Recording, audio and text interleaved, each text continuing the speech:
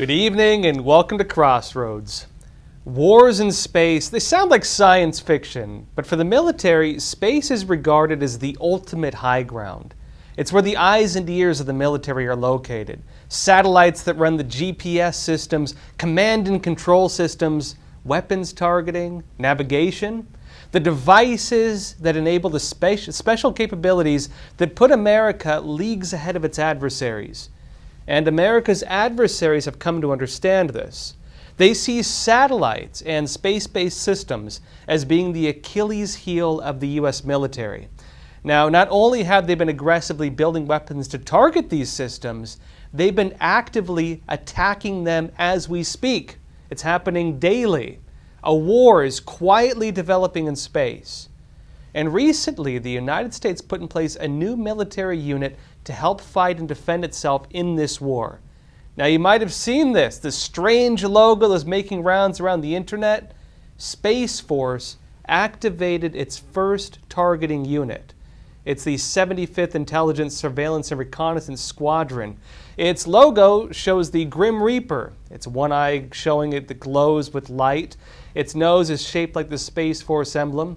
It's inside three overlapping triangles, which is likely a reference to the Valknut symbol, which represents the 9 worlds of Norse mythology and the connections between heaven, hell, and earth.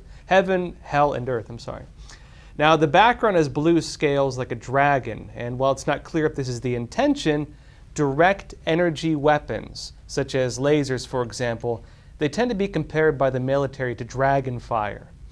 Now, the squadron has 3 missions: to analyze targets, to develop targets, and to engage targets.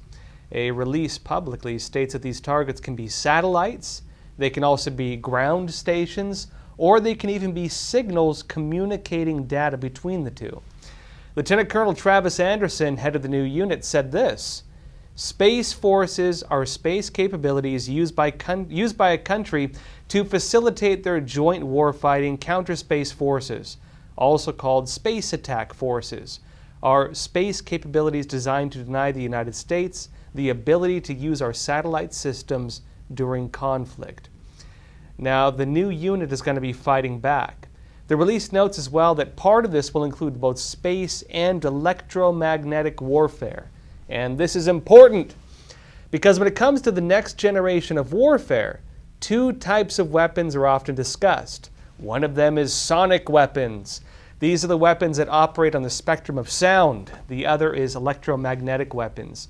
These operate on the electromagnetic spectrum, the various forms of light. And that includes space lasers. Now, the creation of the new unit came around the same time, notably, as something else. Space Force launched a swarm of tiny satellites into space. On August 14th, it was announced that the new military branch began to develop its very first satellite network. These smaller satellites are the new favorite of the military. They're harder to target, they're harder to wipe out, they're easier to defend when it comes to this new type of warfare in particular. Now, the other big elephant in the room is that some satellites also double as space weapons. And while it's unclear whether this mass deployment of tiny satellites has anything to do with that, the close timing of their deployment and the creation of a satellite warfare operation will likely raise some suspicions among U.S. adversaries. Back in 2019, it was announced that militaries wanted satellites armed with lasers and guns by 2030. The backdrop of this was the increasing threat of both China and Russia and the new domain of war, space. It came shortly after former President Donald Trump announced the creation of the Space Force military branch in 2018. In fact, this was Trump's announcement on that. Very importantly, I'm hereby directing the Department of Defense and Pentagon to immediately begin the process necessary to establish a Space Force as the 6th branch of the armed forces. That's a big statement. We are going to have the Air Force and we are going to have the Space Force, separate but equal. Now, it just happened. Space Force is finally getting its teeth. And while it may seem that the recent news on Space Force comes out of nowhere, well, it's actually right on time, actually maybe a little bit ahead of schedule. Remember back in 2019, it was announced that the Pentagon wanted to test a space-based weapon in 2023, this year. It noted in particular they were planning to put a neutral particle beam into orbit, and they wanted to test it as well. They asked, in fact, for $304 million in the 2020 budget to start developing these types of weapons, and even more powerful space lasers as well. Defense One stated at the time that the weapons were needed to counter new missiles coming out of China, Russia, North Korea, and Iran. And this led to two studies as well. On one side was the $15 million program to see whether satellites armed with space lasers could even disable enemy missiles before they get off the launch pad. Think satellites armed with lasers like the ones we discussed earlier, the ones they wanted to deploy before 2030. Now, it was said in 2019 that they could finish that study within 6 months. Then there's the space-based neutral particle beam. They were pouring money into studies on how to make these. It's a specific type of directed energy weapon that's meant to disrupt missiles.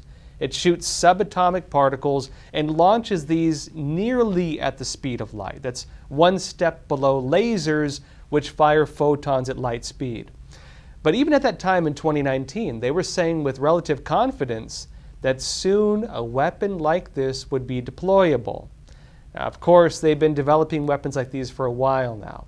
Remember, well, some of you maybe, way back in 1989, in fact, the United States launched a neutral particle beam weapon into space. It was part of the Bear program experiment. That's the beam accelerator aboard a rocket. One of the official papers in that system states at the time, 1989, that its aim was to, quote, operate a particle accelerator in space and to study the propagation of a neutral hydrogen beam and to examine the effects of spacecraft charging. Now, around the time the new Space Force Squadron was announced just recently, and when it deployed that swarm of satellites also just recently, the U.S. Missile Defense Agency made some key comments. The agency's director, Laura Desimone, told Defense News that on August 17th that the agency had backed away from laser weapons for years, but these weapons are finally seeing some real progress. She said the technology needed to mature until it could be small enough, light enough, and notably powerful enough to be of use. And it appears we're just about at that stage.